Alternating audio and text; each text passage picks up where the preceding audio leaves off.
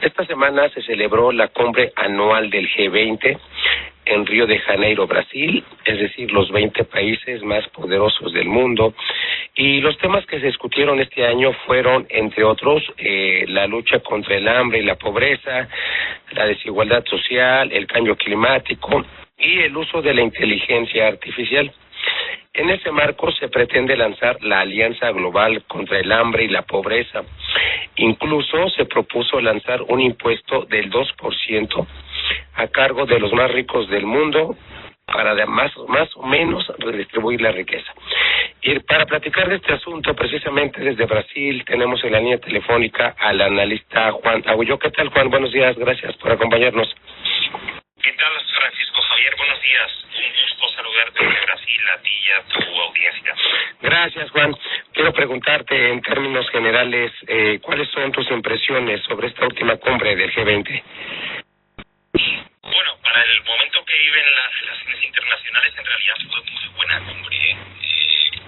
Lo primero igual a subrayar es que ya de origen la presidencia brasileña había promovido un esquema de trabajo muy participativo, ¿no? Así que la agenda, por lo menos en parte, pues fue un producto de sugerencias que se originaron en la sociedad civil brasileña, ¿no? Uh-huh. Universidades, actores sociales de distinto tipo, paneles de expertos, ¿no?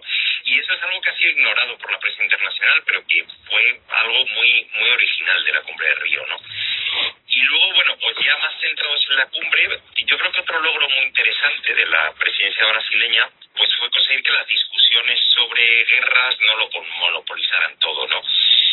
Lo que trataron básicamente fue que guerras como la de Ucrania o la de Gaza, que provocan mucha crispación y mucha polarización, y que generalmente suelen tener otros canales de discusión internacional, pues no acabaran anulando discusiones esenciales, ¿no? ¿Y cuáles fueron las discusiones esenciales o que fueron consideradas esenciales desde Brasil? Pues básicamente tres. Por una parte, tú lo has mencionado en la entradilla, ¿no? El combate contra el hambre, contra la pobreza y contra la desigualdad.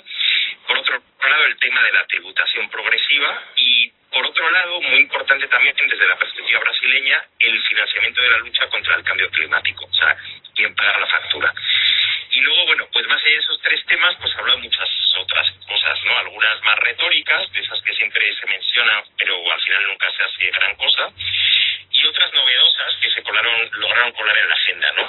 Quizá el tema de la deuda externa, ¿no? Que es un problemón a nivel internacional, o el de la inteligencia artificial que también mencionaste ahora al darme entrada, ¿no? Uh-huh. Y en términos de acuerdos, bueno, pues lo más relevante fue que se creó una alianza global contra el hambre y la pobreza, que va a estar muy interesante ver en qué termina, porque Estados Unidos no forma parte y sin embargo China sí, y parece que va a apostar fuerte por ello. Luego el reconocimiento, bueno, también lo has mencionado, de que la tributación progresiva pues es la única manera de acabar con la desigualdad, tanto a escala social como global. Y luego toda una serie de pequeñas medidas que parecen estar abriendo el camino hacia una reformulación verde, por así decirlo, no solo del patrón de crecimiento global, sino de la financiarización de la naturaleza, que de eso es algo, por cierto, de lo que se va a hablar mucho el año que viene en la COP30, que se va a celebrar también aquí en Brasil, en Belém do Pará. Y yo creo que básicamente un poco esa es la fotografía final que se puede hacer de la cumbre de Río, ¿no? Claro, es muy importante lo que comentas, Juan. Creo que el tema de la guerra no fue, digamos, el punto central, porque obviamente hay temas más importantes que tratar. Y bueno, son circunstancias que no tienen por qué influir en la agenda y en los propósitos, en este caso de la cumbre del G20. Y un tema importante que sí me llamó mucho la atención fue este impuesto del 2% a cargo de los más ricos del mundo. Coincido contigo, creo que es la mejor manera de redistribuir de manera progresiva la riqueza. Y en ese tema quiero preguntarte, Juan, ¿realmente crees posible que este grupo de países fuertes puede, o mejor dicho, desea combatir la desigualdad en el mundo? Bueno, a ver, yo creo que te voy a responder con un par de cifras bastante impactantes, ¿no? Okay. Por una parte, según el propio G20, si no recuerdo mal, creo que son como 733 millones de personas que pasan hambre en el mundo. Y bueno, pues las personas que han muerto por guerras en los últimos años son cerca de 1 millón, ¿no? Es una barbaridad porque hay más guerras que nunca desde la Segunda Guerra Mundial, pero pues hoy por hoy la humanidad realmente padece más el hambre que la guerra, ¿no? Incluso en un momento en el que hay muchas guerras, ¿no?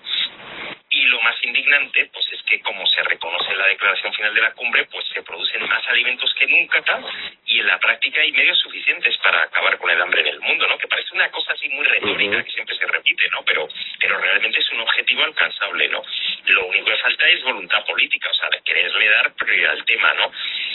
Ese es el motivo por el que Brasil trató de bloquear cualquier discusión sobre las guerras, y no porque no le preocupen, o sea, junto a China, por ejemplo, está trabajando en una propuesta de paz para Ucrania, sino porque en realidad desde el sur global se percibe que la desigualdad económica y la toma de decisiones y el deterioro ambiental también son los grandes temas de la política internacional, ¿no?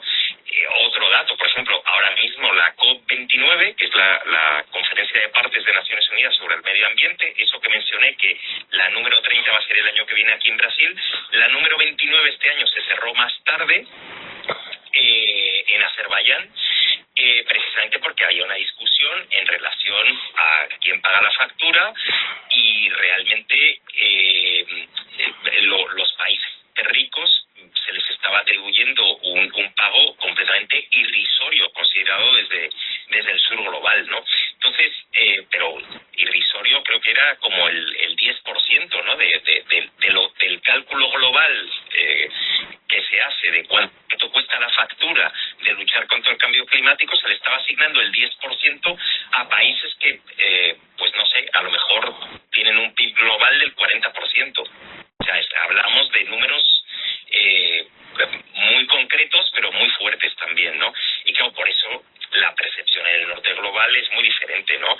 El problema es que por corrección política nadie o casi nadie, ¿no? Salvo algunos personajes un poco peculiares, Milei y ese tipo de presidentes, pues se atrevería a reconocer cosas así de forma abierta, ¿no?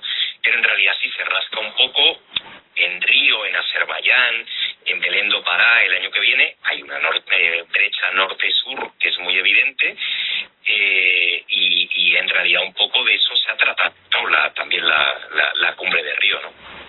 Exactamente, es muy importante este dato que comentas, Juan. Creo que el mundo tiene la capacidad para producir alimentos para todo el planeta.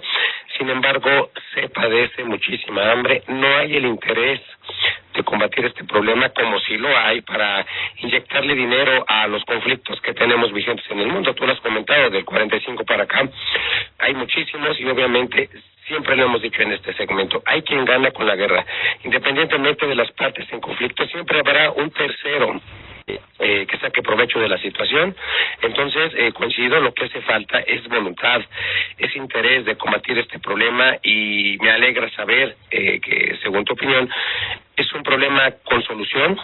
Simplemente, pues como decimos en México, hay que ponernos las pilas y ver la manera de, obviamente, que los alimentos en el mundo se produzcan y que lleguen a todos los rincones, los más alejados del mundo. Obviamente estamos hablando de África, de Medio Oriente, de zonas en conflicto que desgraciadamente pues se ven privados también de lo básico para subsistir, que es el caso también de Gaza, los migrantes latinoamericanos. En fin, son muchos factores, Juan, que sin duda el mundo debe ponderar para conseguir gradualmente pues una menor desigualdad social, que los niños, niñas y adolescentes pues tengan lo básico para subsistir, que actualmente resulta absurdo tomando en cuenta este antecedente que nos dices.